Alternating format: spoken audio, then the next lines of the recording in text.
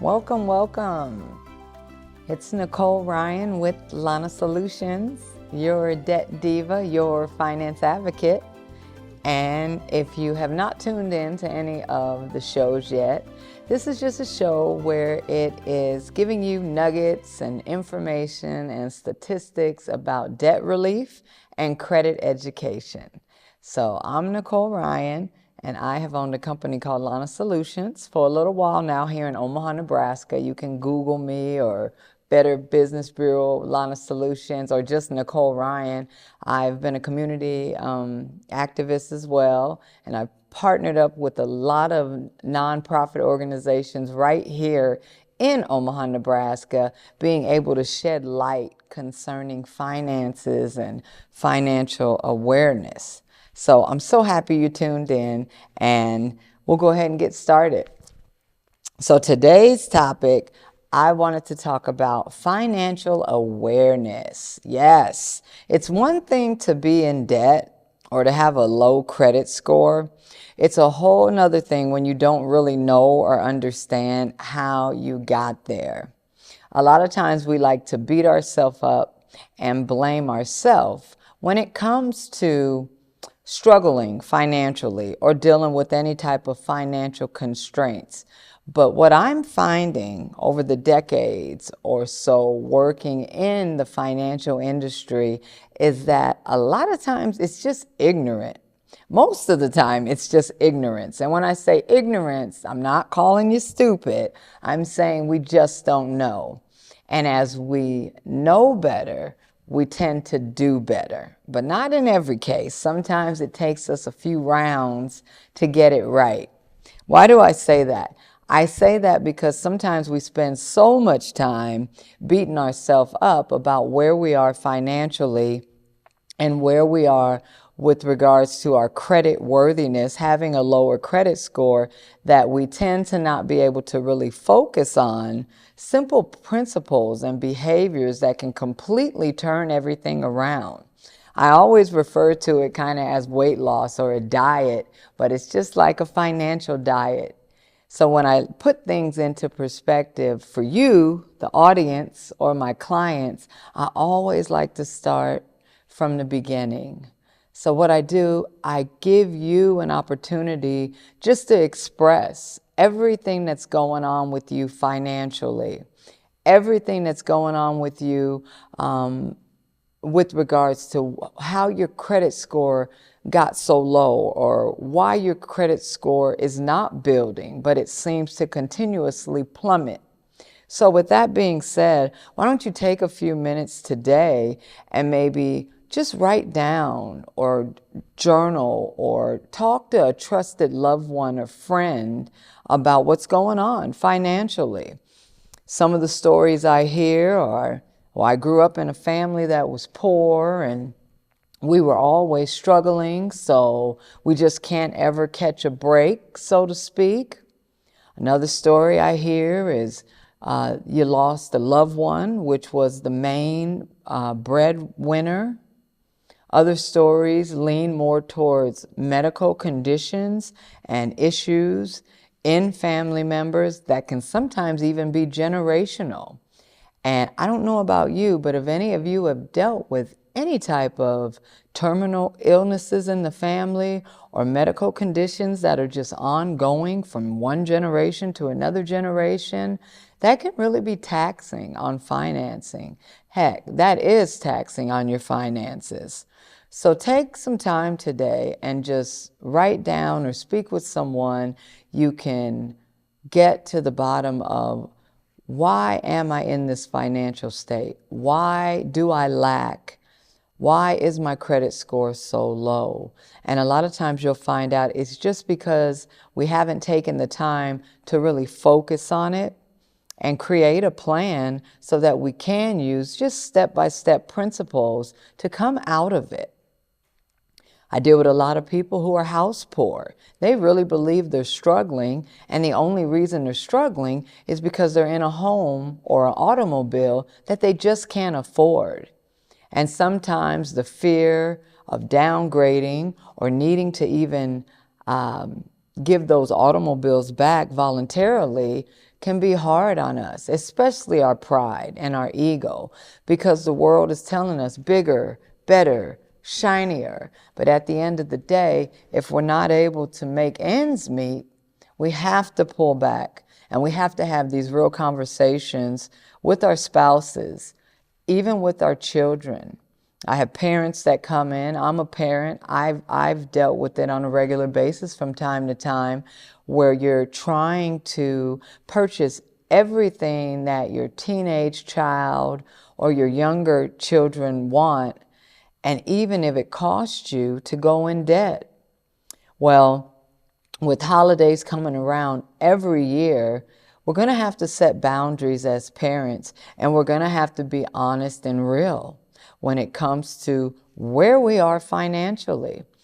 And when you have these conversations, not only you spouses, but also with your children, and you start to have like a financial meeting, maybe once a month or maybe even quarterly. Some people do it once a year. But just to establish those boundaries, those goals, those family plans, so that when birthdays come around, summertime comes around, and the children are taxing you because they want to spend, you'll be able to look them in the eye and to be honest with them and say, hey, remember, here's our budget concerning this, and this is why I'm not able to go out and buy you the new Xbox, the new iPhone, the brand name clothes, the latest fashion. I'm sure you parents can definitely relate. With that being said, having these regular meetings and starting to write things down, it's gonna put in motion a family plan which will eventually lead to financial success, not only in your generation, but then in your kids' generation, because now you're taking the time to not just vicariously live life, but to really just sit back and say, okay, we've been struggling. Sometimes you'll even find that it's certain seasons, like maybe right around Christmas or right around summertime, whatever it may be. And so what will happen is sometimes when we're constantly spending all the time, and if you've seen my other shows, remembering spend means to throw it away. We don't throw away our hard-earned money, but we purchase items. So once you can see these habits and see these seasonal moments of lack, you'll be able to say, okay, I understand now why when the holidays roll around, we are on such a tight budget, because every summer we're going on vacation and we're spending 2 or 3 times more than what we can really afford. I understand now why there's so much credit card debt, because I'm looking at the ledger and I'm starting to see that we're spending a lot of money on baby showers, potlucks, weddings, or what have you. But you can't get to the root of any of that until you pull back and you sit down and you start to really take a deep breath and say, okay, what is going on here financially? I'm not staying here in 2024, 25, 26, and the years to come. So today I want to really just hone in on financial awareness. So you've taken the time, you've gotten it out, you've decided to write down a few things, or to at least confide in a friend or someone who you can have hold you accountable. It's going to take an expense tracker. And if you need to Google that, all an expense tracker is you tracking your expenses. I have each client do this because a lot of times we come in talking about everything that's going right, why I can't pay this, why I owe this, but we never really just sit down and write down your monthly expenses. And it's okay to start with just your traditional expenses. What does that mean? A traditional expense is just like your 4 walls of a house, like Dave Ramsey talks about. And I won't say it verbatim, but I'm kind of paraphrasing. So we're talking about your rent, your utilities, your transportation, insurance, stuff like that, that you know you have to pay monthly, your food. And without your traditional expenses, it makes it kind of hard to focus on any other expense, like entertainment, miscellaneous items. So let's at least start with the traditional expenses, okay? So what is an expense tracker? An expense tracker tracks all your expenses. And one of the easiest ways to do this, since we all like to swipe all the time with our debit and credit cards, is to pull the last 90 days of your bank statements. Yes, the card or the cards, plural, that you use the most, and write down your expenses. Now, after you get down writing down your traditional expenses, find out what the total is. And then you're going to go ahead and on top of that, and vice versa, you can start with your income first. It's kind of like writing a budget, but not so much. You can't even form a budget until you have an expense tracker. So get your income in there, all the net income you have coming in. The net income is the income you actually get to see deposited into your bank account. All right, we're going to take a quick break. All right, and I'll come back. Financial awareness.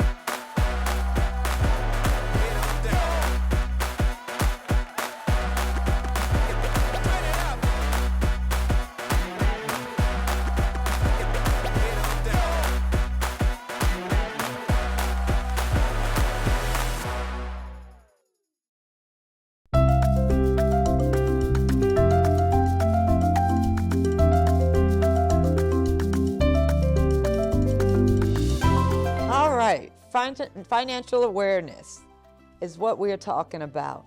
Your expense tracker. Let's make sure we're writing down all our expenses, and then you'll be able to, on top of that, go ahead and write down your income. So that's all the net income that's coming in, not the gross. The net income is the income that's actually being deposited into your bank account.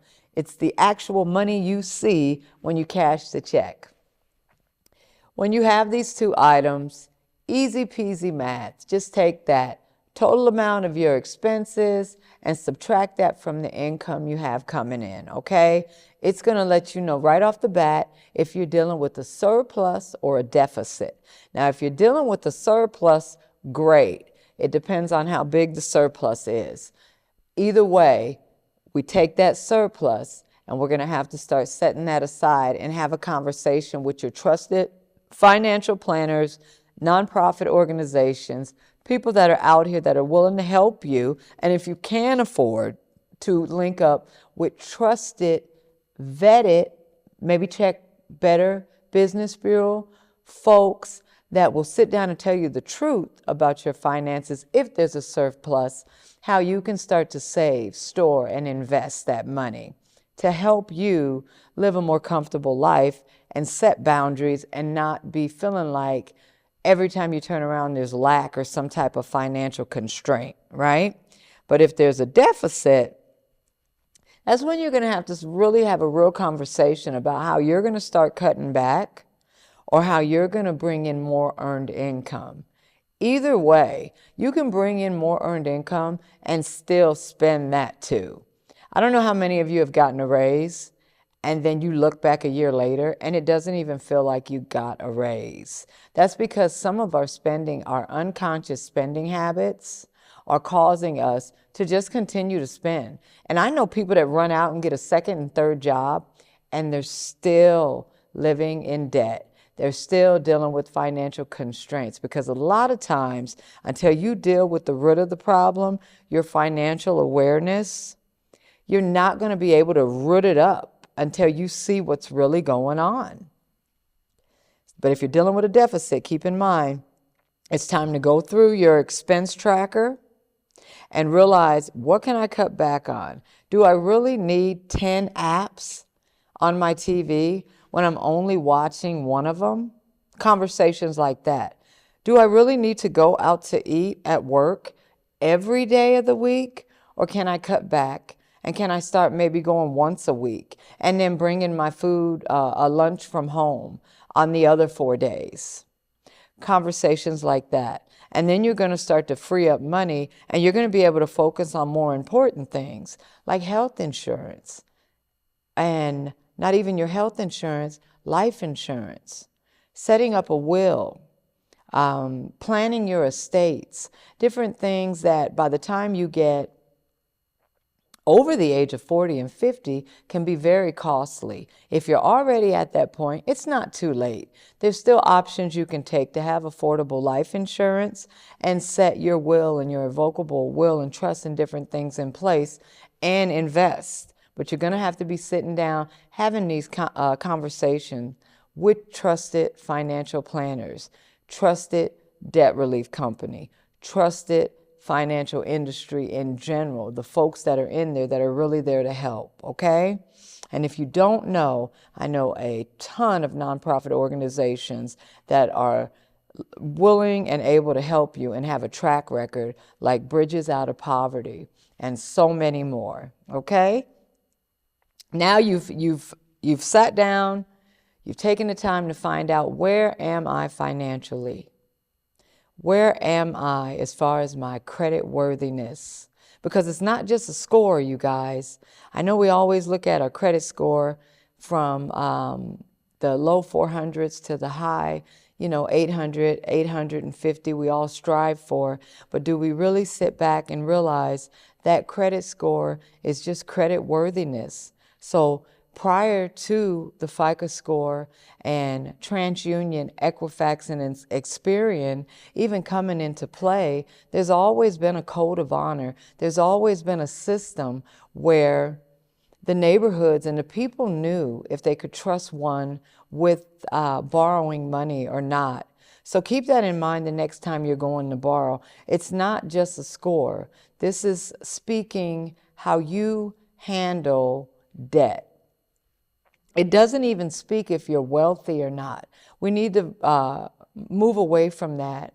I'm a big Dave Ramsey fan, and he has a lot of stuff where it's free, and you can jump on and you can get educated. And he's one that has a track record of helping people become debt-free and to really steer away from debt in general and altogether. So if you are not aware of him, don't be afraid to go to daveramsey.com, enter at your own risk. And Gary Cassey is another one who is phenomenal when it comes to educating us on finances, because a lot of our thinking and our precepts concerning wealth and credit scores and finances in general, someone had to teach us, right?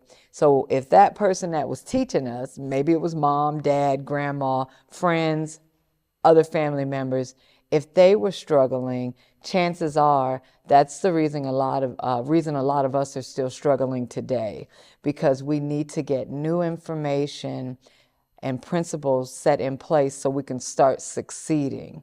So wisdom, that's another thing. If you watch my other shows prior to this, I'll always get on you about wisdom, because you don't know what you don't know. And then when you do know, now you have an option to do better if you choose to. I don't know about you, but I would take financial education and financial literacy over a new shirt, a new car, and a new house, because it's going to set you up to not only obtain these things, but to be able to keep these things and to have generational wealth.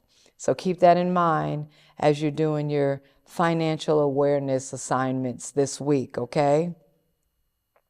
So we talked a little bit about the expense tracker, the things you're going to need to do if you do have a deficit or a surplus, hoping you have a surplus. But if you don't beat yourself up. Either way, even if you can afford it, you still don't have to spend it. There goes that word again. We're not throwing money away. There's reasons that Warren Buffett, one of the richest men in the world, still live in the neighborhood they live in and drive the car that they drive. There are reasons why Oprah Winfrey would still take a sack lunch to work. It doesn't matter if her chef prepared it. She still doesn't have to do that. Take the time and educate yourself, not only at where you are financially, but where you're planning to go and where you're planning to take your kids. You know, a good book talks about how we leave an inheritance to our kids. Keep that in mind. And even if that's not you and you don't want any kids, you still don't have to live the rest of your life broke, busted, or dealing with financial constraints. We're here on earth so we can live a beautiful, fun life. Let's not be set back by not being able to pay bills or robbing Peter to pay Paul. I know you heard that one. And if any of you are dealing with collectors, you've probably even heard the phrase when you're talking to some of these collectors, you can't get blood out of a turnip. So keep in mind, first we got to find out where we are financially, then we'll move forward on where we need to go. So being able to cut back and getting more income is one key. Here is something else. Here's another blocker that a lot of people don't know about. It's called the illusion of wealth. A good friend of mine told me about this one day, and it hit me like a deer in that's seen headlights, right? So I sat back and I was like, the illusion of wealth.